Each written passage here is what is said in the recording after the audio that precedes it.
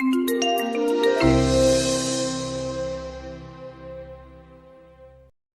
you all for joining us. I'm here today with Jeremiah Tower. He has been called the King of California Cuisine, the winner of Best Chef in America, and he has opened restaurants all over the world, including most notably Stars here in San Francisco. Welcome back. Thank you very much. Wonderful to be back. And I'm also here with Lydia Tenaglia. Tenaglia. Sorry. You practiced this. You practiced Like this. Talia I apologize. Tenaglia. Tenaglia. Who has worked on shows such as No Reservations with Anthony Bourdain and Mind of a Chef, and recently has worked with Jeremiah Tower with The Last Magnificent. Yep. Welcome. Thank you. So, first question I have for you, with all the names you have been given throughout your career, The Last Magnificent, the King of California Cuisine, some I'm sure we can't repeat. What would you say is your favorite? Most of them you can't repeat, actually. Well, I like Godfather because I love the movies, So Godfather of California Cuisine is a good one. I'm not sure what it means, but I like the sound of it, because the films were so great. But my favorites are the ones we can't mention here. So therefore I won't. Could you describe what California cuisine exactly is in your mind? California cuisine, yes. Beautifully said by Mario Batali and Anthony Bourdain in the film, when they're talking about it. And I loved it when Mario Batali was saying, before, Serious Restaurant was probably a French restaurant, and it had foie gras and Dover sole and all that sort of thing. And of course, the foie gras came out of a can and was disgusting. And, the Dover sole was frozen. And he said that what happened in California, he attributes me doing it, which was very nice of him, that we took petrale, said, look, we have petrale sole. We're not going to fly in frozen Dover sole, which is, not any good and very expensive. We're going to concentrate on petrale sole. And then it goes on to talk about the California Regional Dinner, which was the moment when America shifted. And so I took Monterey Bay spot prawns, goat cheeses from Sonoma, from the goats that we had raised, and the California Farmers Market for all the dried fruit. So that was the shift to insisting on ingredients. It starts with ingredients, is about ingredients, and finishes with ingredients. And that's basically local, sustainable, fresh ingredients was the message of California cuisine. Which is so ubiquitous now, but back then it was not. And so, it was really sort of the first push in that direction when he wrote that particular menu and attributed all the farms and the farmers and, where he had sourced those particular ingredients. So, you look at that now and you're like, yeah, that's all over the country now. But, that was a first. I mean, it sounds ridiculous to say that now because, there are Whole Foods everywhere. There wasn't, when we started, there wasn't one Whole Foods, and all the things in Whole Foods were not available. And for someone your age, that just sounds like a ludicrous statement, as an impossible statement, but it was true. Walking, every morning to Chez Panisse to cook, I would steal nasturtium leaves and rosemary out of people's gardens. That's was the only place I could get them. So then what gave you the idea to actually do this local cuisine? Well, to fill up Chez Panisse, because, we had no money, I wanted to cook veal occasionally instead of chicken breast every day. So I wanted to fill up the restaurant, so I started doing regions of France festivals. So once a month we'd do a different region. Finally, I'd done them all, and Corsica was the only one left. And I didn't even know what Corsica was, let alone, I had a Corsican cookbook. And for the first time, I cooked, a terrible meal. So the next day, I thought, totally ashamed of myself, and it was a horrible experience for a chef to, serve something is not very good. So I thought, why am I doing this to myself? When I had been gathering local ingredients and pretending that we're cooking them in the French way, saying they were French. And I thought, that's just ridiculous. Why would I say Monterey prawns are scampi? They're not. And so it was my, road to Damascus moment. And I thought, okay, So I made a list of all the things I could get together to make a dinner, and did the dinner. Wrote the menu in English for the first time, California wines only for the first time, and named the farmers and the sources and everything. Of course, that sounds very grand, but it was actually to get, a bit off the price by naming everybody.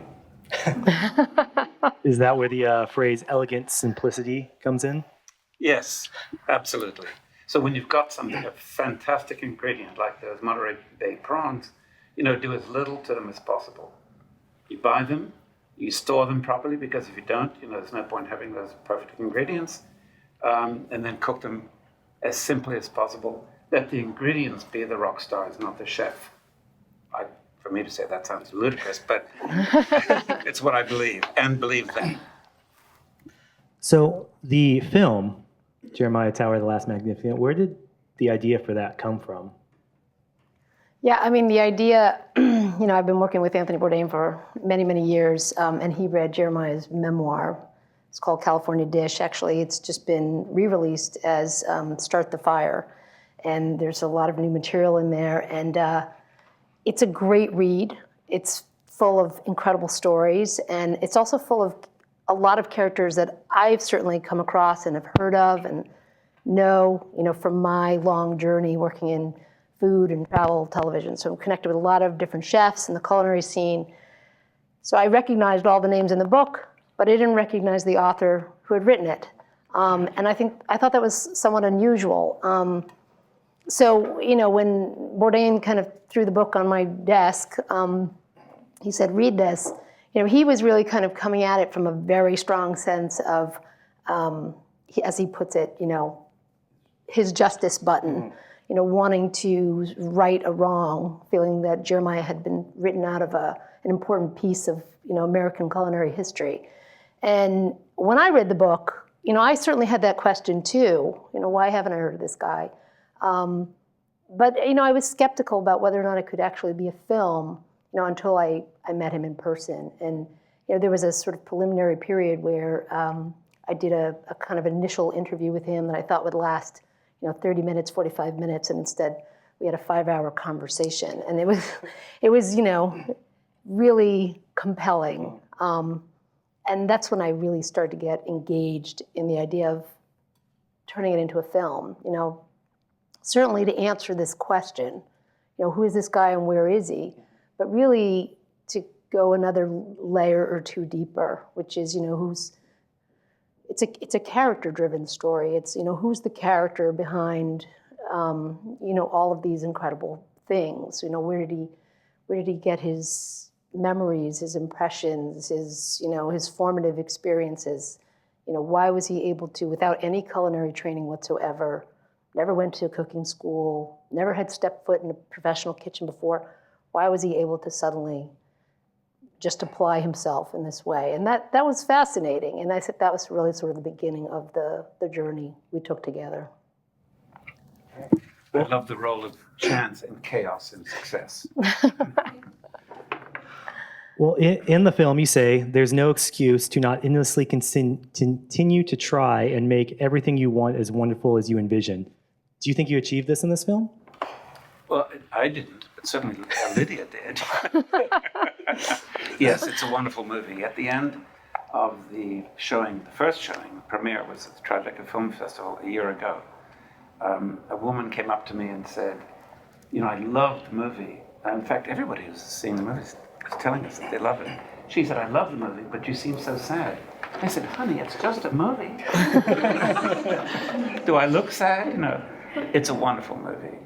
I mean, I saw it for the first time in a big theater, dark, huge theater, alone with Lydia. At the end, she said, well, are you going to hit me now? I said, I don't know. I don't know what I just saw. I'm in shock. So it was very odd to see it, but I realized that something amazing had happened. Yeah, that screening was 2 days before the Tribeca Film Festival, so he hadn't seen anything. And it was, he and I were sitting in a very big theater, just the two of us. My heart was racing, and there was a lot of things, people that he didn't know were in the film, archival footage, which we can get to in a minute, that he didn't realize was in the film. And so I think it was a shocking first presentation for him. It's not what perhaps he expected at all. And we proceeded to sort of stumble out of the theater and into a bar across the street where, we had one too many because he just needed to come off of the shock of that, so. Yes, it was a shock to see,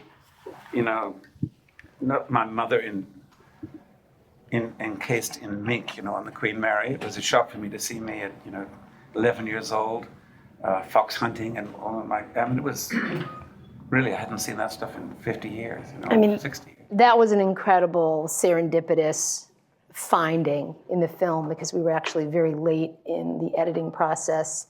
And we had shot all the key interviews and we had shot the recreations that you see in the earlier part of the film because I really needed to bring to life that kind of tone and texture of what he experienced when he was so young. And that was the workaround for that, just those little tiny memories of sitting alone in a big hotel room by himself or on a ship, and so that was the material we had. And then I got a call from his nephew. He was cleaning out his mom's basement.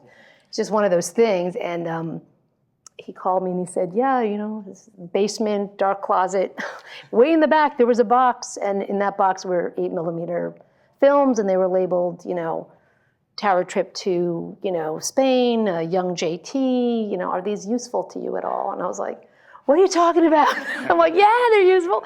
He sent them and, you transfer the film, you see, every story, memory, even the recreations we had done corroborated, in that footage. So suddenly we had that real element, that real archival material to deal with. And it was, then how do we marry these two elements together so that they kind of work organically? And I look at the recreations. I think some of them work better than others. They were shot on green screen and in a black box, and then we created the backgrounds. And some of those backgrounds are, composited with real archival footage from those films. 8mm. It's amazing to see 8mm on a huge screen, with modern sound.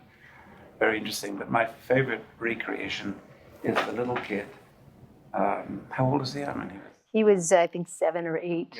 Yeah. And he was sitting at this table with a big croquembouche, profiterole stuffed with whatever caramel cream in this case, covered with spun sugar or caramel, so about this tall, and when you're a little kid, as I well remember, that thing seemed, 8 feet tall.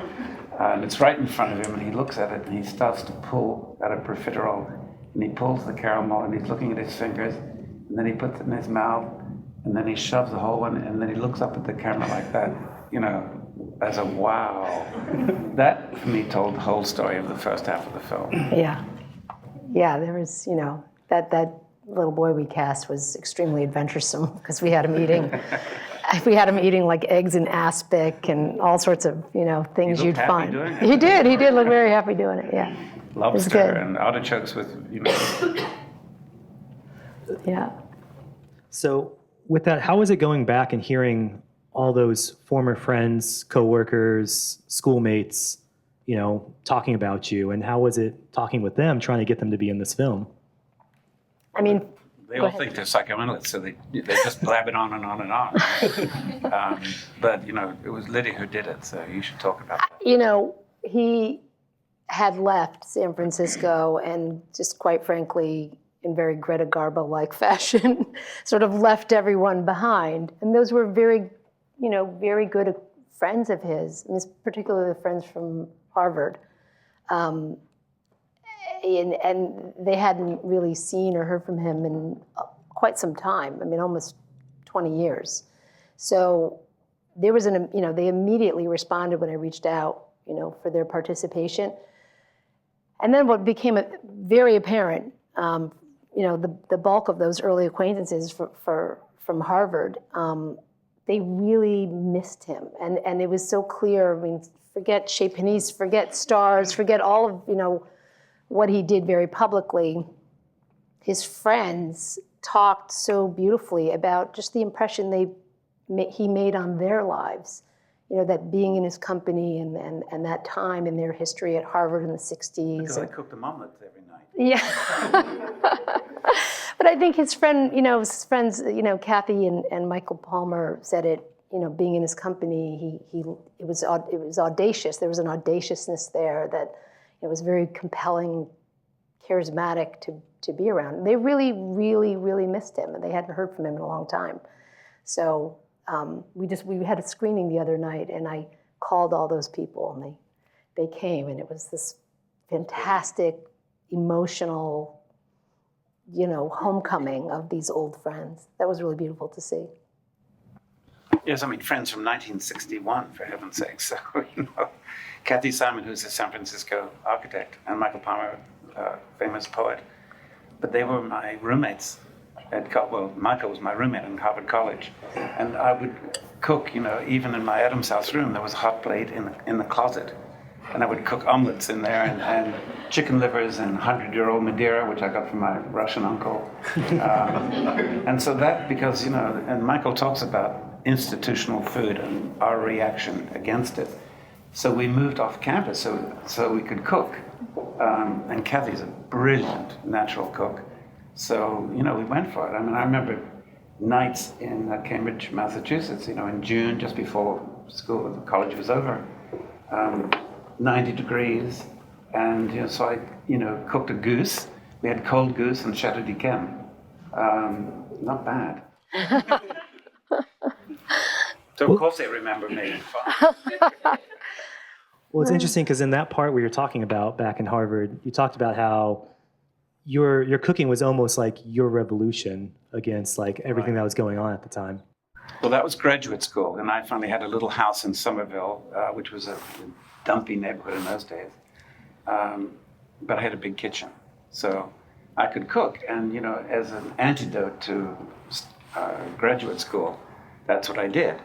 Then I had dancers and friends, and then the revolution came along, so I spent a lot of time bailing SDS members and revolutionaries out of jail, and then we'd go back to my apartment and pour champagne. And so they all said, Jeremiah, you've got to get off your ass and be a revolutionary. This is, you can't live like this in the midst of a revolution. I said, are you enjoying your champagne and caviar? Hello. And they kept coming back, and then finally my apartment was full of 6 or 8 people staying there, to evade the police and the arrest warrants while I cooked.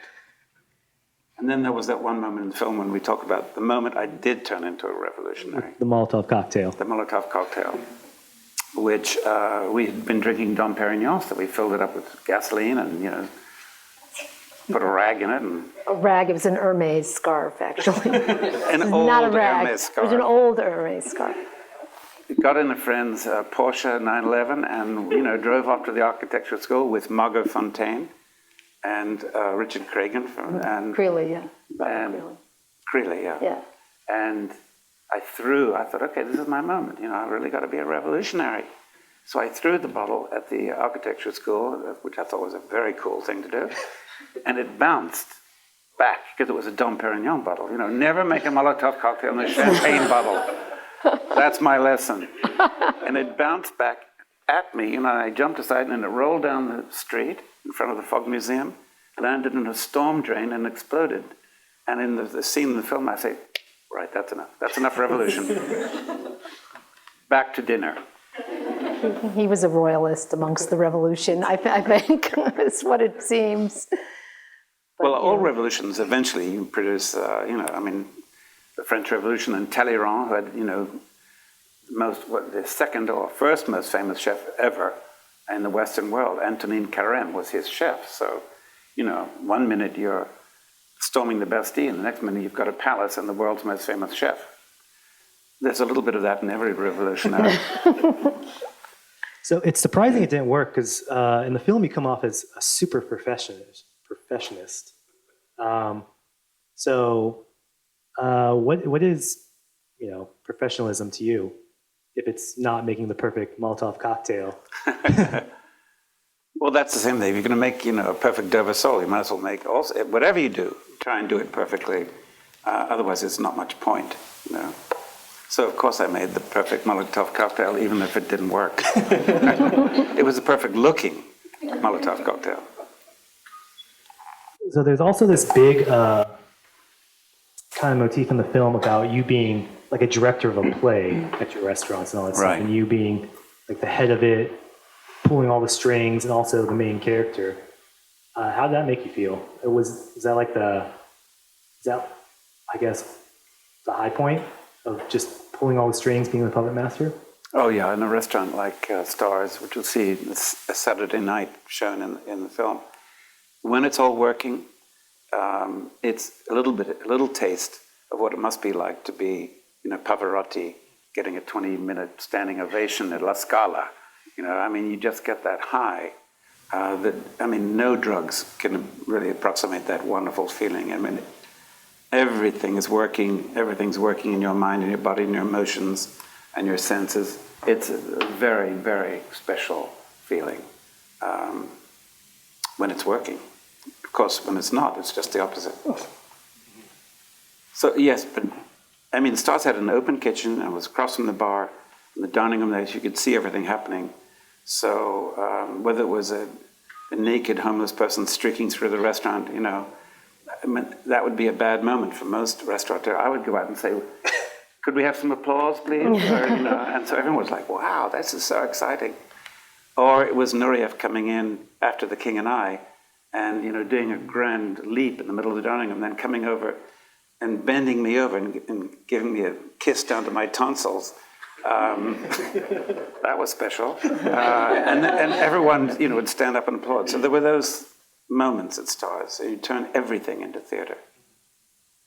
Yeah, in Table Manners, you said that food is not the most important part of the party. So you did say that in your book. Yes. And I'm right. Yes. So what should we expect when we go out and dine? It should all great dining experiences, whether it's a hamburger at Zuni or a pizza or a 4-hour meal at your favorite Michelin restaurant, should be a balanced experience. There's no point having good food if the service is no good. And vice versa. If the place is incredibly hot, who cares how good everything is? It all has to be the same. The look, the lighting, the flowers, if there are flowers, the food and the service should all be on one level, whether it's a pizzeria or, a Korean barbecue joint on the corner or, a place like Stars. Otherwise, it doesn't make much sense. And so therefore, there's nothing pretentious about a 3-star Michelin restaurant if they get it right. If they get it as right as the Korean barbecue on the corner, they get it right. I know he despises all the psychoanalysis in the film and his friends psychoanalyzing. Just from my perspective, and he's going to laugh at this, I'm sure, but I think there's a memory that from very early on, when he was 11, 12 years old, his mother would frequently throw these sort of lavish parties and cocktail gatherings and garden parties with lots of people. In England. Yeah. In England, yeah. And, she loved to, socialize in that way. Drink. And so there was a lot of heavy drinking going on. His mother, She was not roaring alcoholic. She was a roaring alcoholic. So, I think there's this memory in the film where, she'd have one of these parties and then, of course, have one too many. And then the food, which had been, she had been overseeing up until a point, sort of fell by the wayside. And so that he jumped in and out of, as he says in the film, it was almost out of shame, that he didn't want the party to go awry. He would leap in and help with the food and the people who were cooking back there and sort of finish off the poached salmons and to make sure that, you didn't lose face. I thought that was a very important memory for the film. It was almost like from very early on, there was this sense of the show must go on, or, just kind of adopting the central character of master of ceremonies, and it was sort of ingrained in him, very early on. So that, when eventually he did go to Chez Panisse and then created Stars, which was his own vision, that sense of being the kind of central character, pulling all the strings and keeping it all together, I think was, very, very ingrained in him from early on.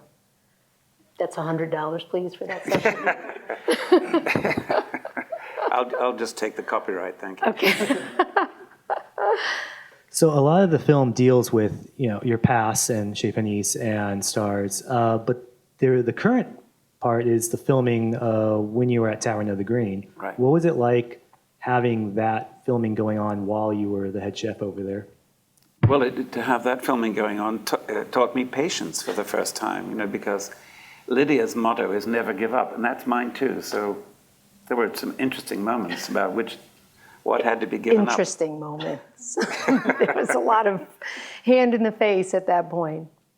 I mean, that Tavern Chapter happened after the fact. I mean, I set out to shoot a film that explored his early, childhood, Chez Panisse and stars, and it was really going to be bookended by Mexico. And so the last thing we had to shoot for the film, because everything else was shot, was the 4 days in Mexico, where I wanted to get a sense of his life there, what I call self-imposed exile. And that shoot was planned, and we had bought the tickets, and the scenes we were going to shoot were set. And then he emailed me and said, "We're going to have to push that by a couple weeks because something's come up." And I said, "Okay, what's the something?" He said, "Something. I have a schedule conflict." Well, of course, he didn't tell me he had moved to New York, gotten an apartment, and he was starting a job at Tavern on the Green as executive chef. And so I sort of discovered with the rest of the world, because there were a lot of headlines at that time, that he was coming in to take over, that this had happened. And then, again, much like the 8mm footage, my stomach did a somersault. What do we do with this chapter? Now we're suddenly moving into a kind of produced, constructed, retrospective into, a different kind of shooting paradigm, which is follow doc. I don't know what's going to happen here. And now I'm suddenly spontaneously following, So that was a little bit of a conundrum. And I showed up on day 3 of the job at Tavern, much to his dismay, because I think he thought that we were finished at that point. You just admitted you were finished. We were finished. But, Thank you. I pushed my way in and I started following him around. And then I thought maybe this could actually be interesting to see him coming out of, the woodwork at such a, seemingly, late point in his career. And I think it was really fascinating because I saw him, he just rolled up his sleeves and he kind of dove into the kitchen. The kitchen was very green and he had a lot of impediments, a lot of challenges, and he just got to work. And, you could see all the things that were so present and strong with him in all of those different chapters of his life being applied to this particular situation. Simultaneously, you could see that there would eventually be conflict because he was not in control of all the strings. He was the back of the house, and then there was the front of the house. And so if there's not synergy there, there's going to be conflict and chaos. And I could see that happening pretty early on. So I stuck with it. That was 3 months worth of shooting. That could have been a whole other film in and of itself.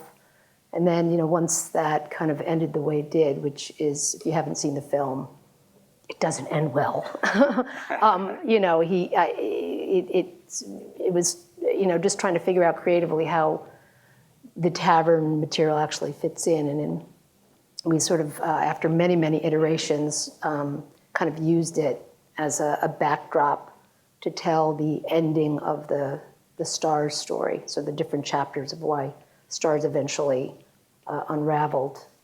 Tavern sort of just became a kind of punctuation point to tell that story. And then, at the end, he leaves New York and he goes back to Mexico.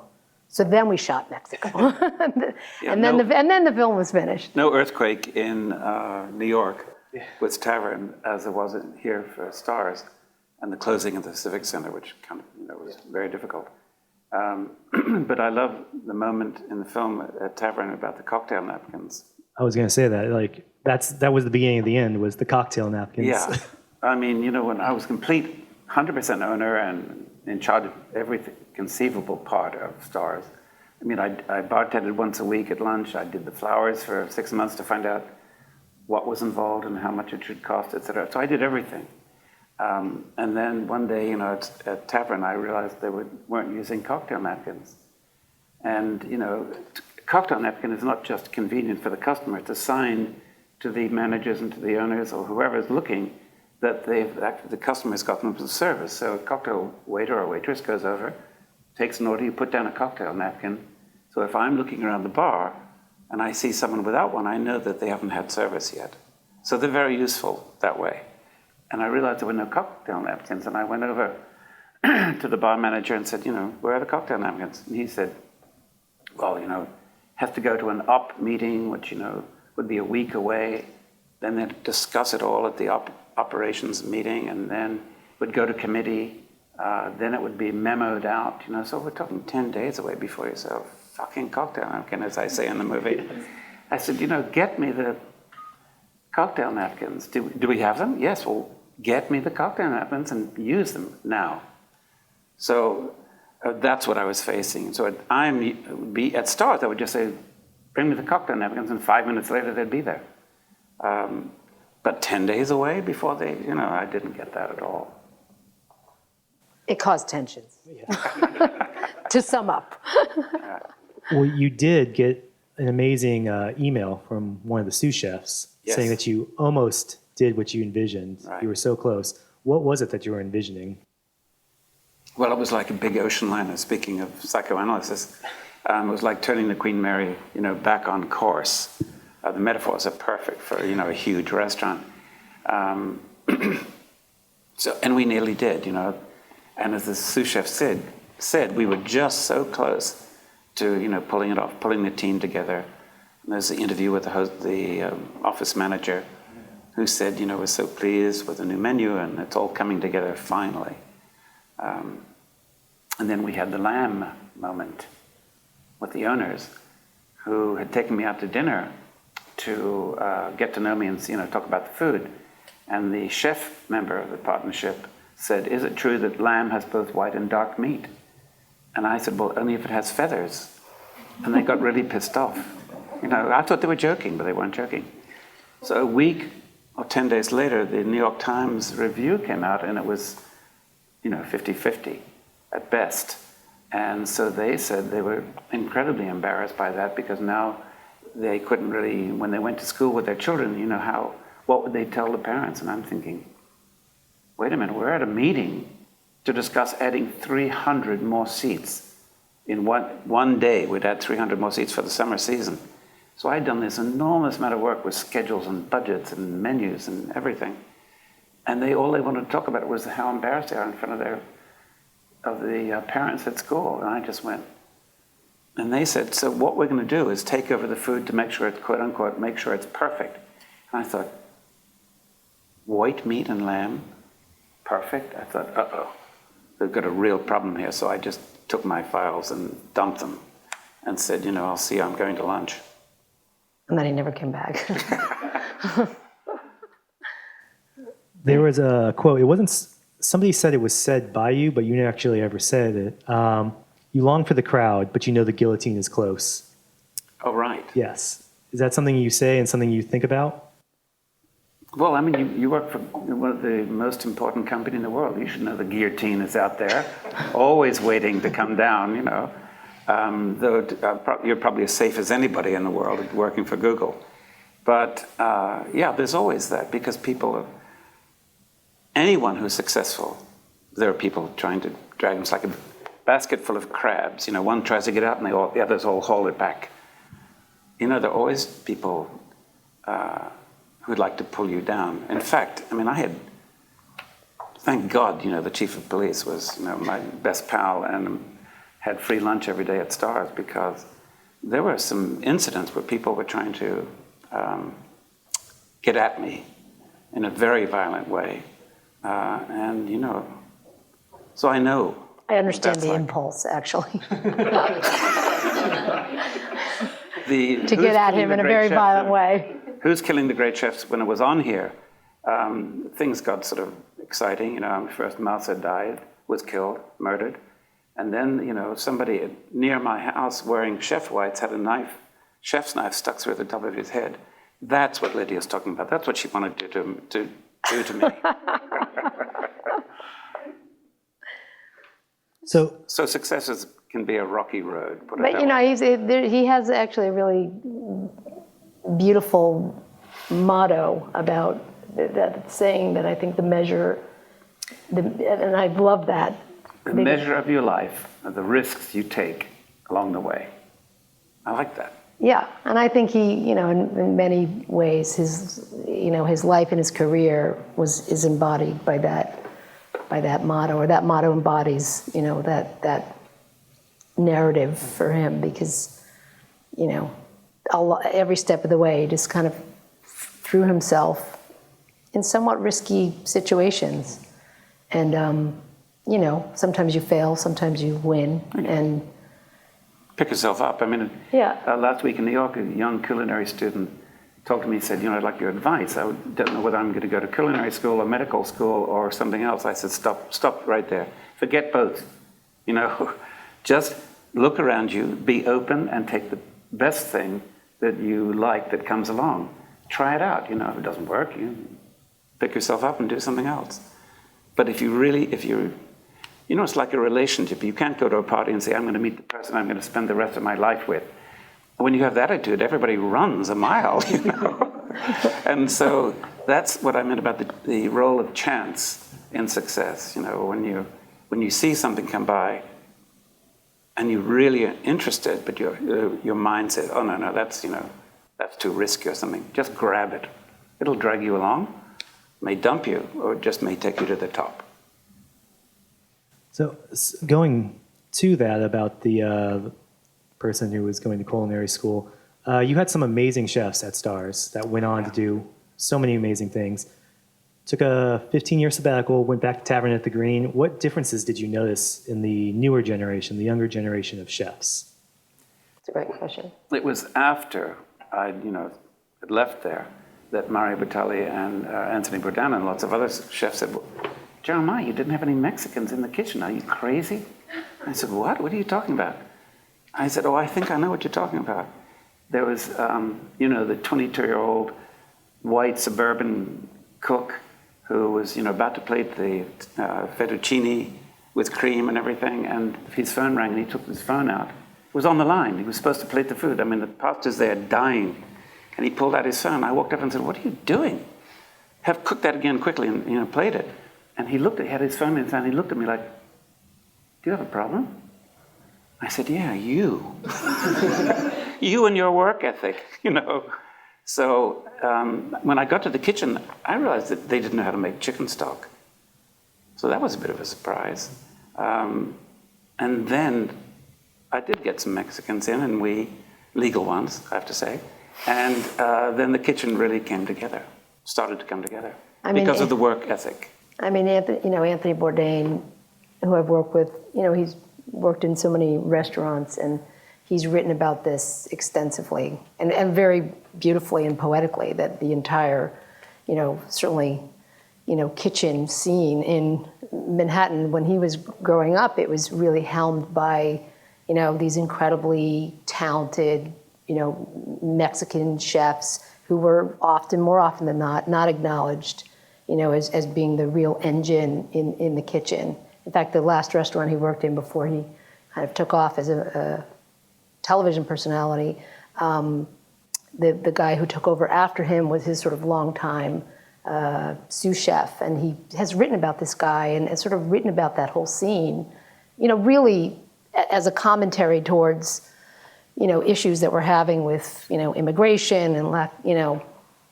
I won't go there, but I think it's a really, really important point, and I think to Jeremiah's point, when he made these critical hires, you see people with an incredibly strong work ethic who learn the job very quickly, push the whole agenda forward, and it's a remarkable, very talented, workforce. And I think when he first got to Tavern, it was a very, very green kitchen. I mean, and somewhat undisciplined, and all of that. So that was actually a really critical turning point when he made those hires, because then it's like the whole kitchen started to kind of coalesce very, very strongly. I mean, my opinion about hiring people is if, people come to the kitchen and say, I've been a sous chef at Le Bourdain, you should hire me, I'm going to be your sous chef, and I'll have a BMW, thank you, in 6 months. My point is, do you know how to peel tomatoes? Do you know how to make chopped up tomatoes? So the point is, if you have the right attitude, it doesn't matter, you don't know how to cook. As long as you want to do it and you have the right attitude, I can teach you everything. But if you've got a bad attitude, I don't care how well you can cook, you're just going to be a pain in the ass in the kitchen. So that's my approach to hiring people. And we had a woman downstairs who did the lettuce every day for 5 years, Tibetan, and there was never a squeak out of her. And so then I said, okay, you have to come upstairs into the light and the fame, come upstairs. And she said, no, I don't want to. And then we had a Chinese busboy from the whole time I was at Stars, Chang, who never said a word to anybody and ended up owning half of Chinatown. I thought, boy, I'm working my ass off, and now you're a, multi-millionaire busboy.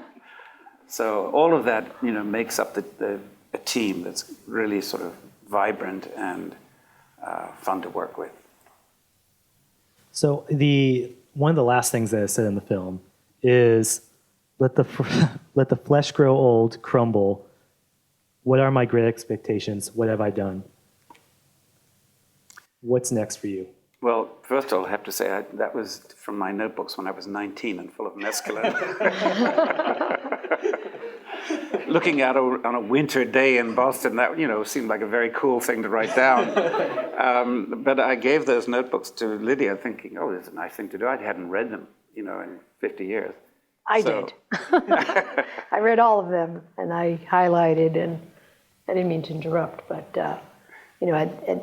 at one point when the film was coming together, I felt like we needed his narrative voice in there, but I didn't want it to feel like sort of pedestrian narration from one point to the other. Let the other voices we interviewed kind of propel the actual, nuts and bolts of the story along, but that when we heard from him, it had to be something else. And I sort of struggled with that for a while, and then I remembered these journals that he handed them to me. It was like maybe the second week of our, starting the process.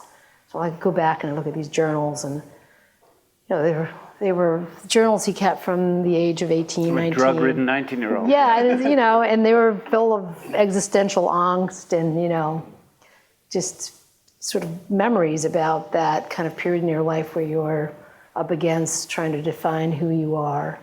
And there were just a lot of lines in those journals that I felt had relevance, to these story points. And so, I used those. I remember the day we did the narration session. He was like, "What the fuck is this?" Like, those are your words. You gotta read them. You gotta read them. No, I'm not gonna read them. Yeah, he's like, "What?" But that one's very cool because it was written when I was very young, and now I'm very old. And the cut in the film is, what have I done yet is what I should have written. That's what it meant. What have I done yet? I've done nothing. I'm 19, I'm going crazy. Mescaline is wonderful, but what have I done? And so the cut is then straight to, a shot of the sign for Chez Panisse, and then the Stars logo and everything. So it was a brilliant placement. And I haven't answered your question. No, you haven't. No. Well, let's see. I'm working on, Table Manners came out in October, and Start the Fire, basically the script for this movie, The Last Magnificent, came out last week. And I'm working on another one called Flavor of Taste, which I'll probably do it as an ebook because it's a lot of photography. And I'm going to start my speaking career. Earlier this year, I gave a talk to 100 CEOs of the hospitality business in the United States, in Las Vegas and Key West. And it was all about, my story, but also the role that chance and chaos plays in big success and how to do it. And I got a standing ovation for both of them. I thought, wow, boy, Key West and the Four Seasons, I can do this. Yeah, and I know, he's been, lots of people have been coming to him, for consultancies. And, it's interesting because he can sort of go into a hotel or a restaurant and sort of see immediately what needs to be adjusted and tweaked and shifted in order to, set the ship back on course. So, well, not immediately. 10 minutes. Give me 10 minutes. Yeah, 10 minutes. 10 minutes. I'm not trying to be your PR agent here or anything, but no, I think he has that ability. So I'm looking forward to seeing what happens next in his story. There's a lot percolating there beneath the surface of that. It's interesting you working for Google because there's obviously a culture here. Everyone in the world talks about it all the time. My point to the CEOs was, I can walk into. I walked recently into the little boutique hotel here in San Francisco that set the stage. It was the first perfect boutique hotel just off Union Square. And I walked in and the doorman was on his phone. Fine, I can open my own door, not a problem. I walked past the concierge and he was on his phone. Never looked up. So I thought, right, I'm going to test this. I walked past reception, the two people were on their phone, never looked up, never said hello. So I thought, right, okay, how bad can this get? I walked into the dining room, down the steps, and the waiters were in the back talking to each other, never looked my way, and I thought, wow. Whoever the owner is here is long gone. And my point was, you don't have to have I can tell if there's an owner in the hotel or restaurant in minutes because of the feeling. But it's not just the owner, it's the owner who's imbued the managers and the staff with the culture of excellence or whatever it is they're trying to achieve. You guys are living examples of it.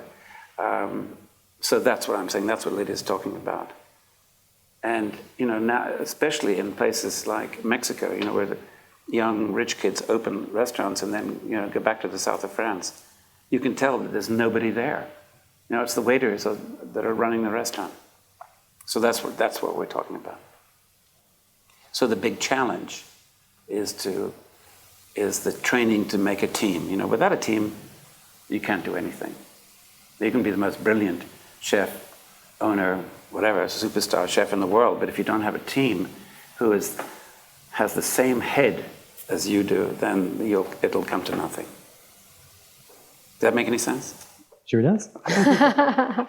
Thank you. Well, that's all I have. I was wondering if anybody out there has any questions for you guys, if you're willing to take some. Yes, absolutely. Sure, yeah. Yes, how would you define your accomplishments to a young chef starting out? Or not even accomplishments, but just the legacy you'd like to leave. Or your legacy. Legacy is a very interesting word because I don't really care about legacy. I'm not sure.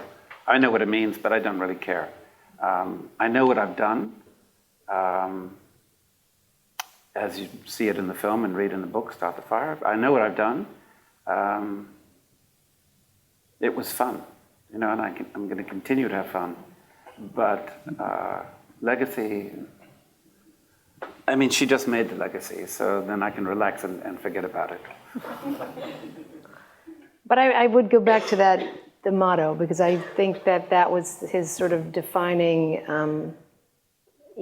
philosophy, The measure of your life is the risks, the chances you take. And he time and time again just sort of threw himself in, without any kind of second guessing.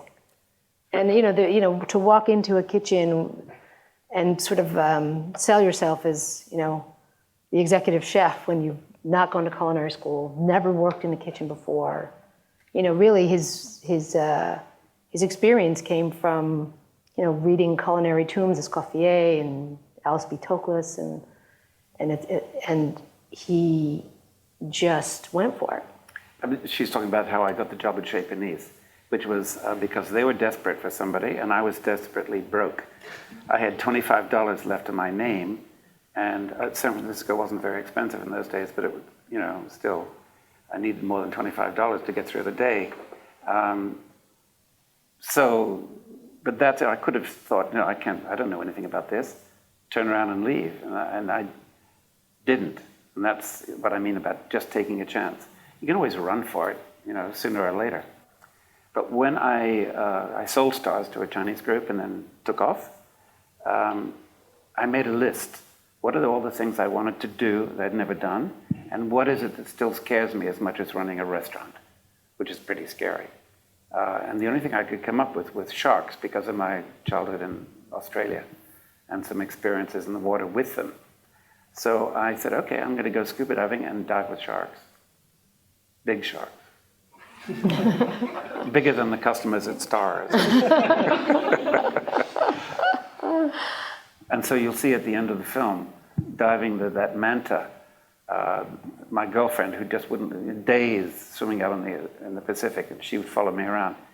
And the whale shark is bigger than this room, twice the size of this room, swimming along. The feeling of, your nether parts rising and shrinking is the same as, opening for the day in a restaurant like Stars. Yeah, has there been a recreation of Stars in that atmosphere that you've been to anytime recently? Yes, recreation, certainly Balthazar in New York, at the Brasserie, probably Mario's, because Mario Batali worked at Stars and it started there. Il Posto in New York, that great big restaurant.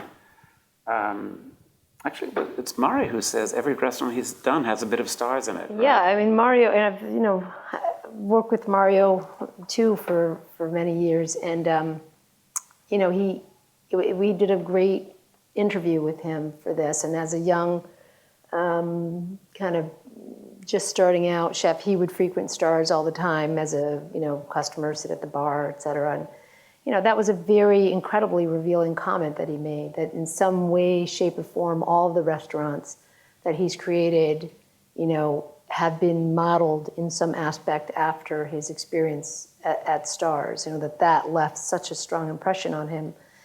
And, last night there was this kind of small screening, and I think unbeknownst to Jeremiah, the person who had organized it invited, people who were patrons there and, chefs that had worked with him in the kitchen when they were very young. And Denise Hale showed up, and it was sort of this gathering of people. And, it was stuff that I had heard along the way, but it was concentrated in one room last night. And when they stood up after the screening and sort of made comments about the incredibly strong impression that restaurant and that experience left on their lives, it was so powerful to hear, because Mark France in the film says, it's not, when I think about it, it doesn't even feel real to me. It feels like I'm replaying a movie. It's so romantically placed in my mind, the energy and the confluence of different, kind of tones and textures and energies that happened in that restaurant. I mean, to answer your question from my perspective, I don't think that really exists, now. I mean, what does exist is we're all familiar with the idea of restaurants as the scene. You go and you hang out at a restaurant and everybody's a foodie now and everyone's taking pictures of their food and, everyone knows where the latest, cool opening is. And so that's fairly ubiquitous. But the energy that is described from all those people, of Stars at that time, from, the mixture of high-low and just sort of a feeling of like the entire experience being one seamless, burst of incredible energy. I don't know if that really exists anymore. There is a romantic, certainly the way they describe it, it's a very sort of romantic remembering of that time. But everyone tells me, in San Francisco, that there isn't a place like it, but, Balthazar in New York probably gives that kind of energy. And I taught them a little bit of stars. And I said, I'm coming here 3 days a week, 4 days a week when I lived in New York. And,